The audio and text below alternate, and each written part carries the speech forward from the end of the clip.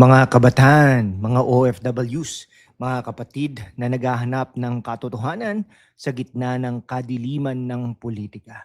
Magandang araw sa inyong lahat ha. Ngayon, February 2026, may breaking na hindi natin pwedeng baliwalain. Ang Iglesia ni Cristo ay nanawagan na kay Senador Ping Lacson at kasama rito ang 18 na ex-Marines, buong tapang na handang lumaban hanggang dulo. Ano ba talaga ang nangyayari sa ating lipunan? Bakit parang ang focus ni Lacson ay sa pagdududa sa kanila imbes na sa malaking korupsyon na inilalantad? Tara, i-breakdown natin ito ng walang kinikilingan pero truth only. Una, let's get the facts straight. Noong February 2025 hanggang ngayon 2026, lumutang ang 18 na sinasabing dating Marines. Sila raw ang bagmen ni dating Ako Bicol, Representative Saldico sa flood control projects. Libo-libong pamilya o libo-libong milyong piso maleta ng pera na ipapadala di umano kay PBBM, di umano kay Martin Romualdez, di umano at pati sa International Criminal Court. Grabe no? Parang pelikula, pero ito'y affidavit back. Okay, ang INC na kilala sa pagiging principled at pagtawag sa katarungan, naglabas ng pahayag. Huwag ipagpaliban ang katarungan, ilantad ang buong katotohanan, papanagutin ang dapat managot, clear call for action. Tama ba? Oo, dahil ang bayan natin ay pagod na sa korupsyon na parang virus na lumalala. Ngayon, tignan natin ang 18 Marines. Sila'y hindi basta sumuko kahit na dishonorably discharge ang iba ayon sa Navy. Kahit sa sinasabing hindi raw totoong Marines ang mga ilan, pero bakit sila lumabas? Bakit sila nag-affidavit sa pamamagitan the attorney Livito Baligod? Kasi mga kapatid, ang tapang nila ay para sa bayan. Dating sundalo yan, imagine niyo, dating sundalo, nakita ang mali at ngayon handang magsalita kahit life at safety nila ang nakataya. Laban hanggang dulo. Yan ang spirit na kailangan natin. Para sa mga kabataan, kayo ba'y handa ring magsalita kapag mali ang nakikita? Para sa mga OFWs, habang nagtatrabaho kayo abroad para sa pamilya, may mga kababayan dito na lumalaban para sa hustisya ng buong bansa. Salute sa inyo. Brave 18 Pilipinas. Pero, eto ang masakit. Si Senador Panfilo Ping Lacson, na dating kilalang bilang Mr. Clean at anti-corruption champion, ngayon ba'y nagiging defense lawyer ng mga questionable? Question niya ang timing, ang figures, ang credibility. Sabi niya, questionable claims, possible destabilization, at nag-request pa ng background check sa Navy at Army. A witty question yan, Senador. Bakit parang mas excited ka mag-doubt sa whistleblowers kaysa mag-dive deep sa allegations? Parang yung kapitbahay na pag may away, una mong tanong, sinong nagsimula? Imbes na, anong ginawa nila? Di po ba?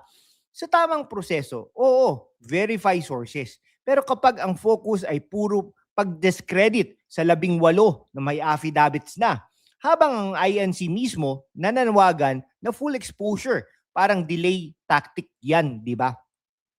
Bakit hindi mo na lang i-push ang Senate hearing agad? Bakit parang prinoprotektahan mo ang status quo?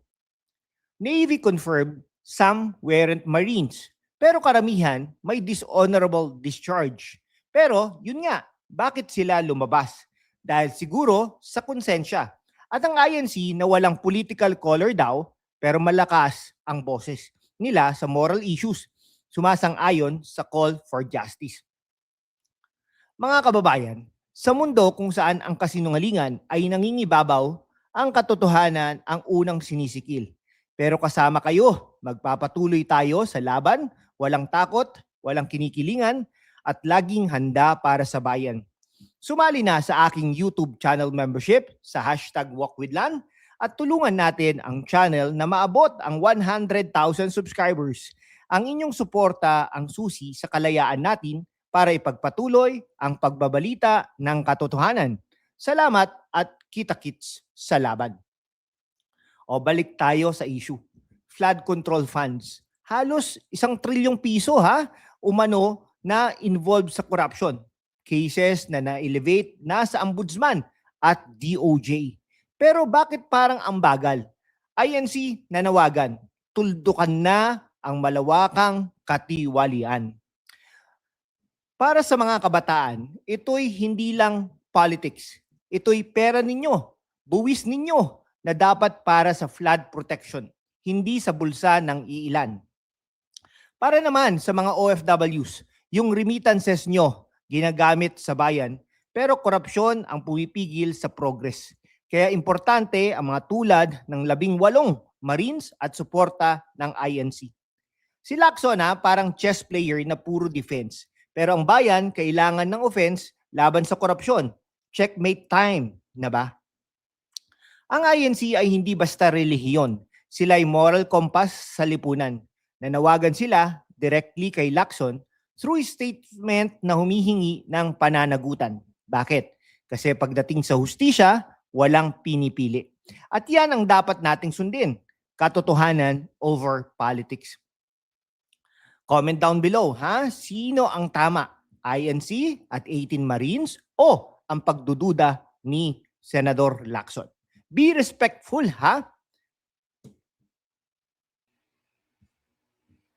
Mga kabataan, mga OFWs na nanonood habang nagre-rest break kayo sa site o habang nag-aantay ng flight. Listen up, fresh pa ito.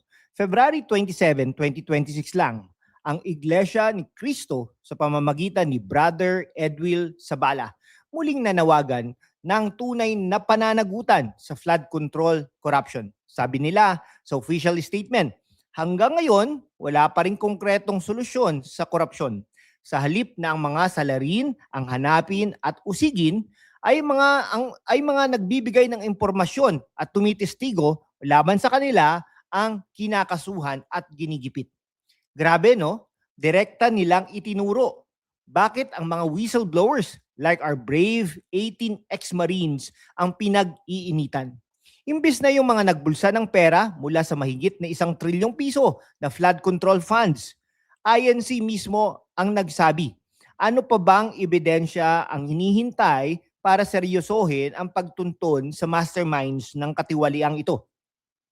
Para INC, para sa inyo na skeptical, INC hindi basta sumisingit sa politika.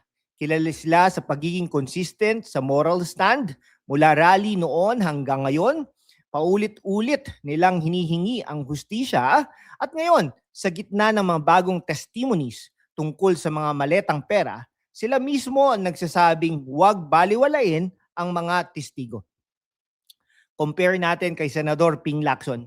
Habang ang INC ay nananawagan ng tuldukan na ang pagiging kampante sa katiwalian at direktang tinututukan ang problema, yung 1 trilyong piso na nawawala, si Lacson naman parang stuck pa rin sa questionable claims mode. Navy confirmed na 4 hindi talagang Marines.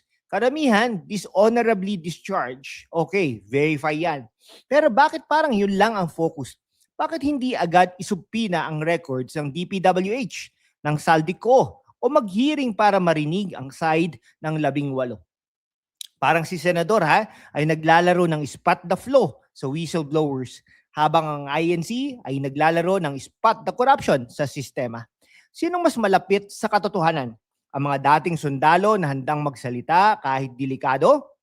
O yung dating Mr. Clean na ngayon parang mas gusto munang i-discredit ang source kaysa i-dive sa substance? Para sa mga kabataan, ito'y life lesson. Kapag may mali, huwag maging passive observer. Ang 18 Marines kahit may bahid sa record, lumabas para sa bayan. INC kahit hindi political, tumitindig para sa hustisya.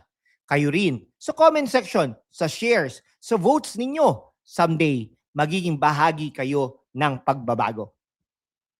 Para sa mga OFWs, Habang nagpapadala kayo ng pera para sa pamilya, yung buwis natin dito dapat protektado sa flood control, hindi sa maleta ng iilan. Kaya importante itong laban na ito. Para kapag umuwi kayo dito sa Pilipinas, hindi na baha pa rin ang barangay ninyo, hindi na nababaha pa rin ang barangay ninyo dahil sa ninanakaw na funds. At ito pa, INCC statements reminds us, 3 months after their earlier rally, wala pa ring progress. Pero dahil sa persistence nila at sa tapang ng 18 na Marines, patuloy ang pressure. Laban hanggang dulo. Hindi lang slogan ng Marines, slogan na ito ng buong bayan na pagod na sa pangako lamang. O mga kaibigan, sa comment section, sagutin nyo ito. Tama ba ang INC na dapat seryosohin ang testimonies? O tama si Lacson na i-verify muna lahat? Be civil pero speak your truth. At kung may bago kayong info, drop it below. Tutulungan natin i-fact check together. Sa huli mga kapatid, suportahan natin ang laban para sa katotohanan. Ang 18 Marines ay lumalaban hanggang dulo. Tayo rin. INC, Iglesia ni Cristo, nananawagan. Tayo rin ang sumagot sa pamamagitan ng awareness at action.